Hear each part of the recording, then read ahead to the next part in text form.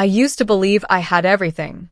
At 38, I had taken a startup no one believed in and turned it into a multi-billion-dollar empire. My name graced the covers of tech magazines. People called me a visionary. But none of that prepared me for what really mattered, being a father, especially to twin daughters with special needs. Hope and Grace were born prematurely. The doctors said they wouldn't walk. Their muscles were underdeveloped, their bones too fragile. Their mother, my college sweetheart and the only person who ever knew the man behind the billions, passed away during childbirth. I remember holding my daughters in the neonatal ICU. Numb. My world had gone silent, despite the beeping monitors around us. I didn't know how to grieve. So I threw myself back into work. My mansion turned into a museum, silent halls, staff I barely remembered hiring, and two little girls who needed a father more than they'd ever need a fortune. I tried to care for them, I did. But between business calls and board meetings, I was always too late, too tired, too ashamed. I hired professionals. Dozens. Caregivers, therapists, high-priced nannies who came with impressive degrees. But one by one, they left. They could handle medical charts, but not the emotional weight. My daughters weren't a project, they were people. Broken in some ways, yes. But beautiful, brave, and desperately in need of love. That's when she showed up. Eliana. She arrived 30 minutes late for the interview, drenched from the rain. Her resume was smudged, held together with a rusted paperclip. Her sneakers were falling apart, and her coat was 3 winters old. I should have sent her away. But when she walked in, my daughters, who normally turned their heads away from strangers, looked up. Hope reached out her hand, and Grace actually smiled. I watched it happen and thought, what the hell is this? I'm sorry for the delay, she said, catching her breath. The train was late. Her voice was soft, controlled. Not the kind of rehearsed softness people use in interviews, but real calm, the kind only someone who's weathered many storms can possess. You've worked with children before? I asked. She nodded. Yes, I have. Her eyes held something unspoken. A weight, a sorrow. But also grace. No pun intended. I hired her within 10 minutes. No references called. No background checks run. Just instinct. From day one, she handled things with a level of care I hadn't seen before. When Grace's feeding tube malfunctioned, Eliana didn't panic. She spoke softly, comforted her, fixed the problem, and carried on. When Hope had one of her nighttime tremors, Eliana was already beside her bed before the baby monitor even pinged. But it wasn't just competence. It was connection. She braided their hair like their mother used to. She spoke to them like they were adults, not patients. She read them stories from memory, ones I'd never even heard of. And every time they laughed, I felt something deep in my chest begin to thaw.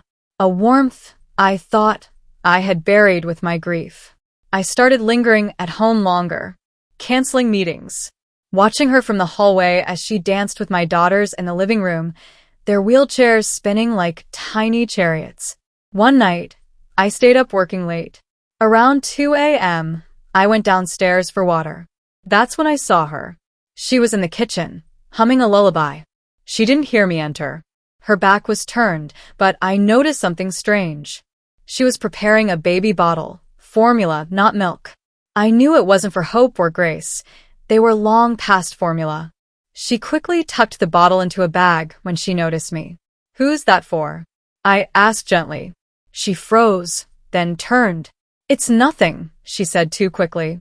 But the way she clutched that worn-out diaper bag told me it wasn't nothing. I didn't press her that night. But the image haunted me. Who was she feeding? Why didn't she tell me? Over the next few days, I started watching more closely. Eliana was careful, too careful. She left the house on her days off without saying where she was going. She avoided long conversations about herself. Whenever I asked about her past, she changed the subject. I told myself it wasn't my business. She was an employee, but I knew better. She had become more than that, not just to the girls but to me. So I did what I had avoided for weeks. I ran a background check. What I found wasn't scandalous. It was puzzling. Eliana had once been a registered neonatal nurse. Excellent record. No red flags. But then, 5 years ago, her employment history just stopped. No address. No phone number. Only a mailing box in a rundown part of New Jersey. No criminal record. No lawsuits. Just silence. The more I learned, the more I realized something. This woman had been through something. Something big. And she was running from it. Or hiding it. But not for the wrong reasons. The girls kept thriving under her care. They were laughing, healing, learning. For the first time in years, my daughters weren't surviving. They were living. Still, I couldn't ignore what I saw that night. So, I followed her. One Sunday morning, I waited outside my own mansion and watched her leave. She thought no one noticed. She boarded the subway with the same tattered bag and took a ride uptown. I followed, anonymously, buried beneath a hoodie and sunglasses. I needed to know the truth. She got off near a church, then walked down the block to a community shelter. She disappeared inside. An hour later, she reemerged, holding a toddler. A little boy, maybe 3 years old, wrapped in a blanket that had seen better days. He hugged her tightly, as if he hadn't seen her in days. She carried him to a bench outside the shelter, sat down, and began feeding him the formula bottle. She kissed his forehead and whispered, "Mama's here." And just like that, I knew. Eliana wasn't just a caretaker. She was a mother. And she had been hiding her son from me all along. I stood across the street, frozen. Watching Eliana cradle that little boy shattered something in me. Not because she hid him, but because I realized how little I truly knew about the people who mattered most in my home. She was a mother, just like I had once been a husband. A parent carrying the unspoken weight of life's cruel twists. I didn't confront her that day. Instead, I went home, heart pounding, questions spinning in my mind. Why would she hide her son? Why live this double life? And why, despite everything, did I still trust her? That night, I sat in my study long after the twins had gone to sleep. Eliana returned from her day off like nothing happened. Same warm smile, same soft voice. But I saw it now. The bags under her eyes, the way she clutched that bag, as if her whole world depended on it. I remembered the old me, working 16-hour days, building empires, while neglecting the one woman who ever truly loved me. My late wife had begged me to slow down, to just be present. I didn't listen. I told myself I was doing it all for the family. By the time I realized she was my foundation, not my distraction, it was too late. That night, I made a decision. I wouldn't expose Eliana. I wouldn't fire her. I'd give her space. But I would find a way to earn her trust, just like she had earned my daughter's hearts. The next morning, I cooked breakfast. Not the chef. Me. The girls were shocked, and Eliana looked even more surprised when I greeted her with coffee and a shy smile. "You know," I said casually, "we never talk about you. What made you want to care for kids like Hope and Grace?" Her eyes lingered on her coffee cup. "It's personal," she said softly. "I figured," I replied. "I just want you to know, whatever it is, I don't judge." She looked at me, then really looked, and for a split second, I saw something shift in her expression. Still, she didn't say anything. But she didn't walk away either. Over the next few weeks, I continued making small changes. I had dinner with the girls. I took days off work. I joined physical therapy sessions. Slowly, I started becoming the father I should have been years ago. And Eliana noticed. She smiled more around me. We shared coffee in the mornings. She laughed at my awkward attempts to sing lullabies. She even taught me how to style my daughter's curly hair, though I was terrible at it. Still, her secret loomed between us. Until one rainy Thursday changed everything. I was coming home early from a meeting that got canceled. As I walked into the foyer, I heard soft sobbing. My daughters were upstairs, fast asleep. It was Eliana. She was sitting on the kitchen floor, phone in hand, her face buried in her knees. Without thinking, I sat beside her. She startled when she noticed me. I didn't hear you come in. What happened?" I asked gently. Her lips trembled. "They're closing the shelter." I blinked. The one where your son is? She froze. There it was. The moment we both had danced around for weeks. Her secret. My silent knowing. Tears welled in her eyes, but she nodded. Yes. That's my son. His name is Micah. I didn't say anything. She continued, voice shaking. He's all I have. After his father left, I lost everything. I used to be a nurse. But when Micah got sick, I had to quit to care for him. We've been in and out of shelters. I couldn't bring him here. I didn't know if you'd allow it, and I needed this job. I needed to stay close. Not just for him, but because your daughters, they reminded me what love feels like. She looked at me then, her face raw with guilt. I didn't mean to lie. I just didn't want to lose this. And in that moment, I saw her not as an employee, not even as the caregiver who saved my family, but as a mother doing whatever it took to protect her child. I stood up, walked to the fridge, grabbed a juice box, and handed it to her. Tomorrow, I said, you're going to bring Micah here. She stared at me, stunned. This isn't just a job anymore, I added. This is your home too, if you'll let it be. She cried in a way I hadn't seen anyone cry before. Deep, ugly, grateful sobs that came from somewhere ancient in her soul. That night, as I watched her sleep in the guest room with Micah tucked under her arm, I felt peace for the first time in years. Not the kind that money buys. Not the quiet of marble halls and security gates. But the peace of family. Unlikely. Unplanned. But real. The next few weeks were a whirlwind. I made calls, met with lawyers, and arranged private care for Micah. He had asthma and needed a few treatments, but otherwise, he was healthy, bright, and curious. My daughters adored him. Hope tried to teach him to draw. Grace taught him how to navigate their custom-built wheelchairs. The three of them became inseparable.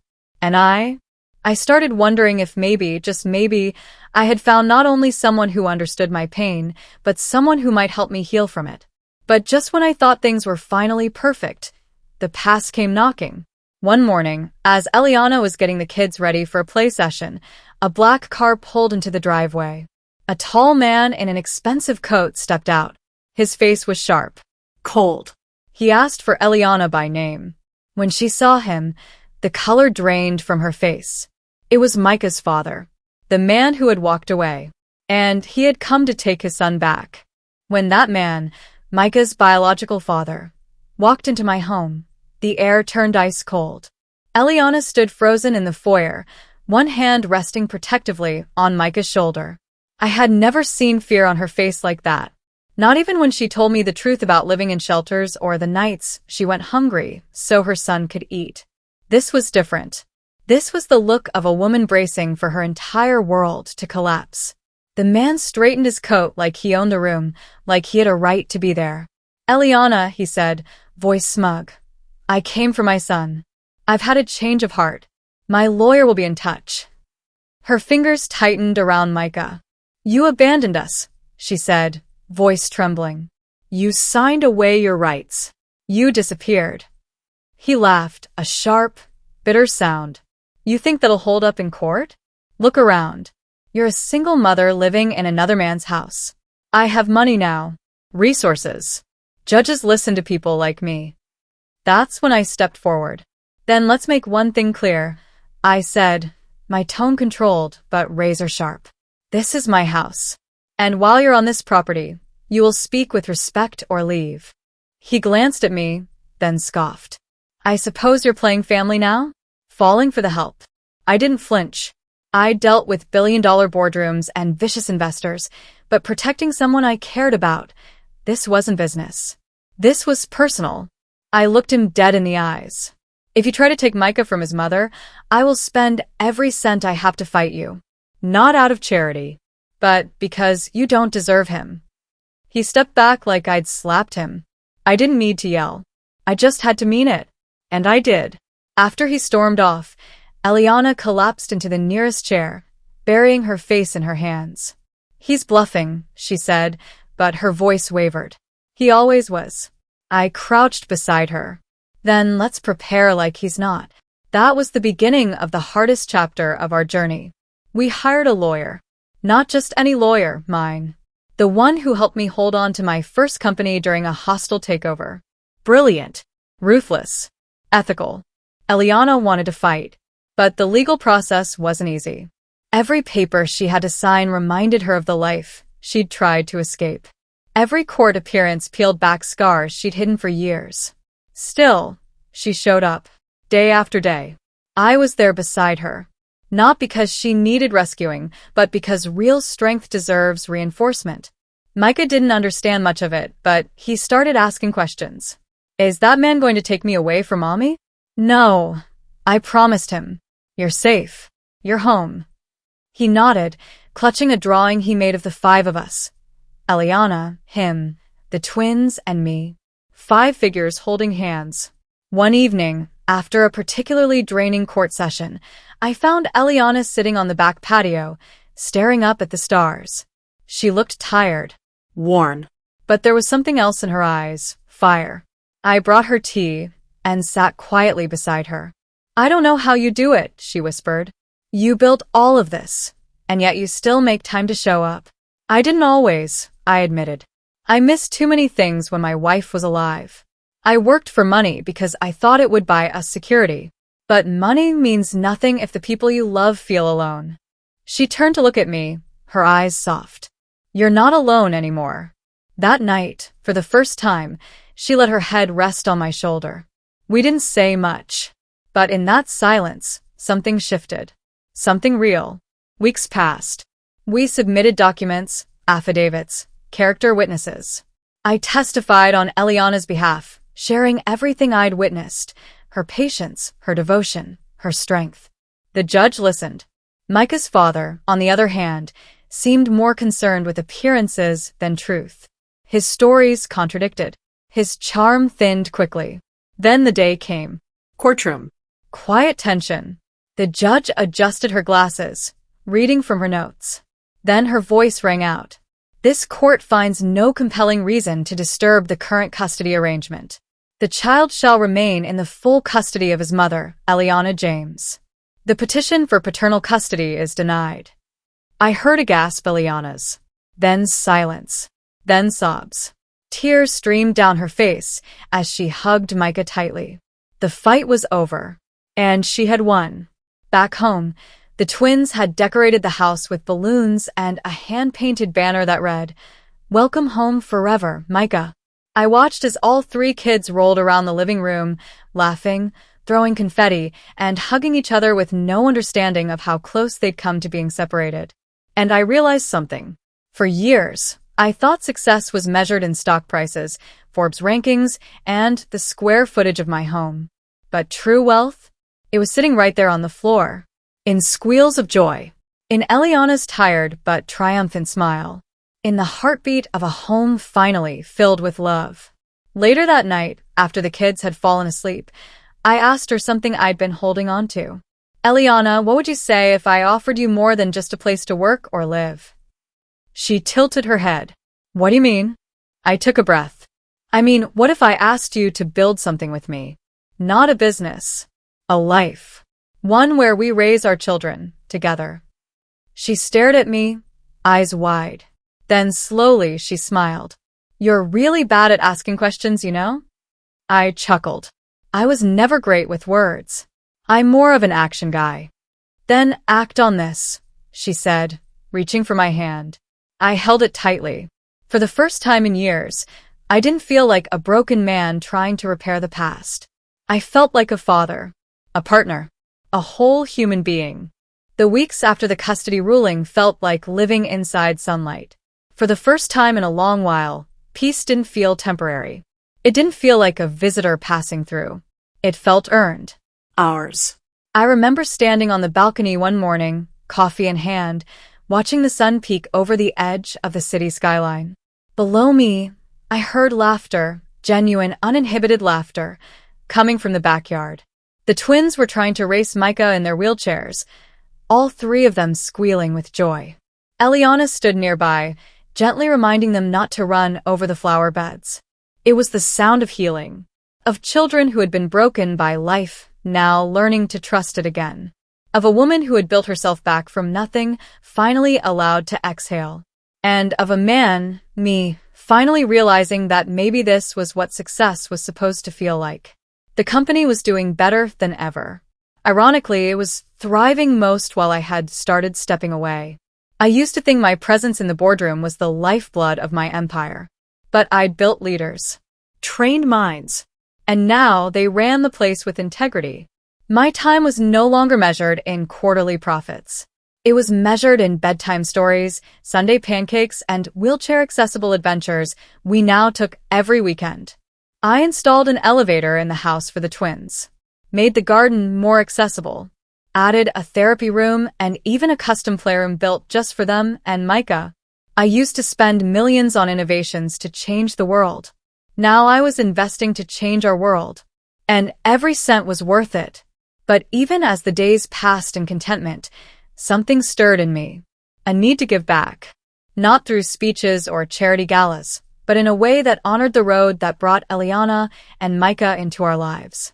So, I made a decision. I called a meeting with my foundation team and announced I wanted to start a new initiative, one focused on single parents escaping abusive environments, especially those with disabled children. I want real shelters, I told them.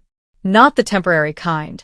Transitional homes, education resources, legal aid, therapy, daycare support, and job placement programs. One of the team leads asked me, "What inspired this?" I didn't answer with a speech. I simply showed them a picture. Eliana, the twins, and Micah, smiling, arms linked, faces full of hope. I didn't need to explain anything else. A year later, we opened our first Haven House, just a few miles from where Eliana once slept in a shelter bed with Micah wrapped in her arms. I gave her the honor of cutting the ribbon. Her speech brought the audience to tears. She didn't boast. She didn't dramatize. She simply told the truth. I was once invisible. I was told I wasn't enough. But someone saw me. And now I see others who feel like I once did. This place isn't just a shelter. It's a beginning. It's proof that no matter how far down you fall, you can rise again, with the right hand reaching for you. That hand had been hers. She lifted me just as much as I had lifted her. Later that evening, we danced. At the foundation gala, under the chandeliers, Eliana in a dark blue dress that shimmered like starlight. The twins wore matching gowns with tiny wheels that lit up when they spun in circles. Micah wore a little suit that he picked himself and insisted on shaking hands with every donor he could find. "They're incredible," I whispered as we danced slowly. "You mean the kids or the people in this room?" "I mean you. You did this." She smiled, resting her head on my chest. "No. We did this." That night, back home, something in me stirred. I couldn't hold it back any longer. I led her out onto the same balcony where I had first begun to believe in hope again. The city sparkled beneath us, but she outshone every light. "Eliana," I said, taking her hands in mine, "you already wear the title of mother, protector, warrior. But tonight, I want to ask you to wear one more." Her eyes widened. I dropped to one knee, heart pounding. "Eliana James, will you marry me?" She gasped, her hands flying to her face. Micah and the twins had been peeking from the sliding glass door. The girls wheeled out in perfect synchronization, tossing rose petals they had apparently hidden in their laps. Micah held a small banner he'd made out of glitter and glue that read, "Say yes, Mommy." She laughed through her tears. "Yes," she whispered, then louder, "Yes." I stood, wrapped her in my arms, and kissed her beneath a sky full of stars and a future full of promises. We didn't just become husband and wife. We became a family. Not the kind born of ease or perfection, but of scars and survival. Of rising when the world tries to break you. Of choosing love over fear. The night before the wedding, I found the twins sitting quietly in their room. They looked thoughtful, almost solemn. "Dad," the younger one asked, "do you think we'll always be this happy?" I knelt down, holding her small hand. "I can't promise life will always be easy, sweetheart. But I can promise that you'll never be alone again." She nodded. And then, after a beat, whispered, "That's all I ever wanted." On our wedding day, Eliana walked down the aisle between our children. She didn't wear diamonds, and I didn't wear a crown of wealth. We wore truth and resilience and the kind of love money could never buy. As we exchanged vows, I looked around at our guests, some CEOs, some single mothers from Haven House, all brought together not by status, but by story. My story, her story, our story, from boardrooms to shelters, from loss to redemption, from loneliness to a family. Looking back now, I've built empires, but none compare to the home we built together. And if you ask me what the secret was, the thing that changed everything, it wasn't my money. It was the moment I let someone in. Someone who showed me what wealth really meant. And she did it while hiding nothing but her heart. And I'm thankful every day that I found it. And never let go.